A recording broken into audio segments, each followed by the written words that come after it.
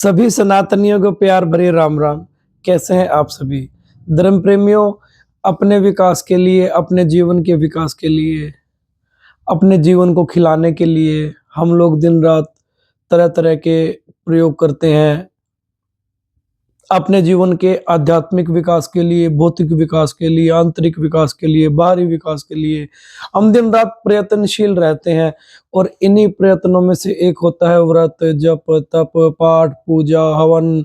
ऐसे ही बहुत सारे प्रयोग हम अपने जीवन में करते हैं ताकि हमें आंतरिक शांति मिले और हमारे पाप जो है वो धुल जाए, हमारे से जाने अनजाने में की गई गलतियां जो है भगवान माफ करे और अपना प्यारा अपने चरणों का दास जो है वो हमें बना के रखें। तो हमारे जीवन के विकास के लिए परमपिता परमात्मा ने दिया हमें माघ मास, और माघ मास के 30 दिनों के अंदर आते हैं बहुत सारे त्योहार। पीछे अब गणेश चतुर्थी भी आई थी जब हमने चौथा अध्याय जो है वो पढ़ा था। तो अब उसके बाद हमें पता लगा कि स्नान का क्या महत्व होता है। आज हम आपको एक कहानी सुनाएँगे और ये होगा हमारा षष्ठम अध्याय, छठा अध्याय, यानी कि माघ मातम का छठे दिन, छठी जो है वो चर्चा जो है हम आपस में बैठ के कर रहे हैं।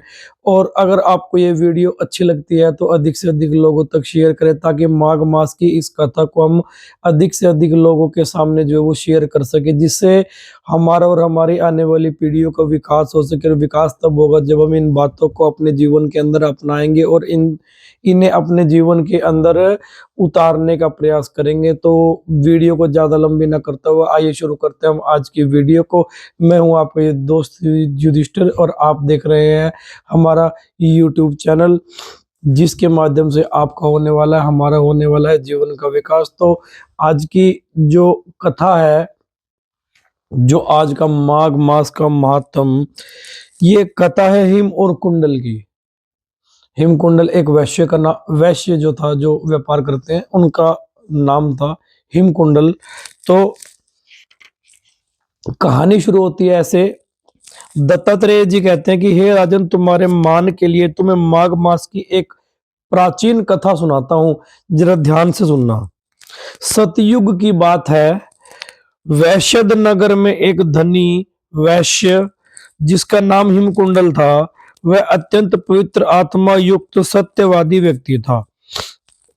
वह व्यापार भी अत्यंत ईमानदारी तथा साधारण लाभ के साथ ही किया करता था। मतलब कि उसके व्यापार में वो ठगीबाजी नहीं थी।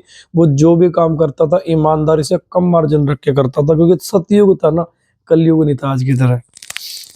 उसका व्यापार दिन प्रतिदिन बढ़ता गया और वह अन्न, तेल, घी, लकड़ी के साथ साथ गायें, घोड़े, पशु इत्यादि का भी व्यापार करने लगा। व्यापारी था तो उसका काम बढ़ता गया, तो उसकी जो है वो व्यापार करने की जो है वो क्षमता भी बढ़ने लगी। उसके साथ साथ वो व्यापार के साथ साथ जो वो ईश्वर की आराधना में लीन रहता था। परमात्मा के जप तप की तरफ उसका बहुत ध्यान रहता था। मुक्त हाथों से वो दान करता था। घर आए साधु और मेहमानों की वो सेवा करता था। माघ स्नान, व्रत, दान आदि वो नियम के अनुसार जो है वो किया करता था। ऐसा कोई दान स्नान नहीं था जो उससे छूटा हो, जो उसने ना किया हो। कालांतर में उसने व्यापार में सहस्त्रों स्वर्ण मुद्राएं कमाई और वह अपनी कमाई का छठा भाग धर्म कार्य के अंदर लगाने लगा। यानी कि अगर 600 रुपए कमाए तो 100 रुपए उसने धर्म के कार्य में लगा दिए। प्रभु की कृपा से उसके दो पुत्र हुए। एक का नाम कुंडल रखा, छोटे का नाम विकुंडल रखा। उसने अपने जीवन में अनेक धर्मशालाएं बनवाई, कुएं बनवाए, बावड़ियां बनवाई, मंदिर बनवाए। शनैः शनैः वह वृद्ध अवस्था को जब प्राप्त हुए, अब उसके पुत्र युवा हुए, तो उनका अपना घर व्यापार पुत्रों को सौंप कर स्वयं तपस्या करने के लिए वनों में चले गए। उस वैश्य के दो पुत्र अपने पिता की अपार संपदा को देखकर बहुत अभिमानी हो गए। दुष्ट जन उनके मित्र बन गए और दोनों दुराचारी जो है वो बन गए। अपने पिता के बताए मार्ग पर वो नहीं चले, वो दुराचार की भावना के हिसाब से उन्होंने ऐसे मित्र बना लिए और ऐसी संगति में बैठने लग गए। तो दुराचारी जो उनका व्यक्तित्व हो गया और अभिमानी जो है वो अपने व्यवहार से हो गए। अपने पिता के सरल और धार्मिक स्वभाव के विपरीत वे अत्यंत लोभी, कामी, व्याभिचारी बन गए। वैश्यागमन उनकी दिनचर्या का एक अभिन्न अंग बन गई। व्यापार में बेईमानी करना, अनेक बुरे व्यसनों के कारण उनकी जो है वो निंदा होने लगी।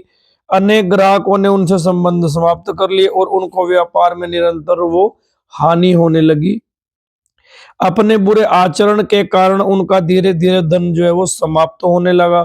वे अत्यंत दुखी और परम दरिद्र हो गए। धीरे धीरे वो चोरी की ओर अग्रसर हो गए। फिर उनके ऊपर कर्जा चढ़ गया।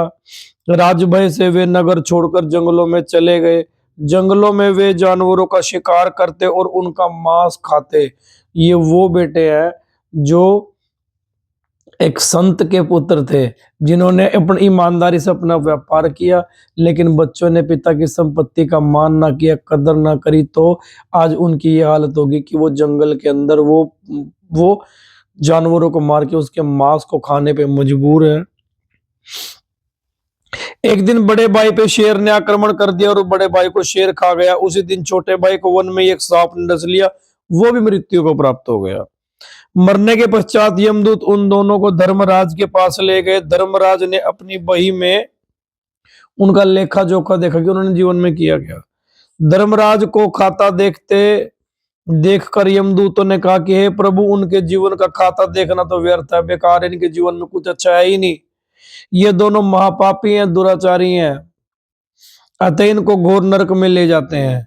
वृद्ध चित्रगुप्त जी ने उनके जीवन के कर्मों का अवलोकन करते हुए कहा कि कमंडल को महानरक में डाल दो, और विकुंडल की ओर देखकर मधुर वाणी में कहा कि इनको आदर सहित स्वर्ग लोक में ले चलो। यमदूत कुंडल को खींचते हुए घोर नरक की ओर ले गए। विकुंडल चित्रगुप्त की बात सुनकर आश्चर्य में रह गया। उसको समझ में नहीं आया कि उसका घोर नरक की ओर जा रहा था। यमदूत उसको आदर सहित स्वर्ग की ओर ले गए।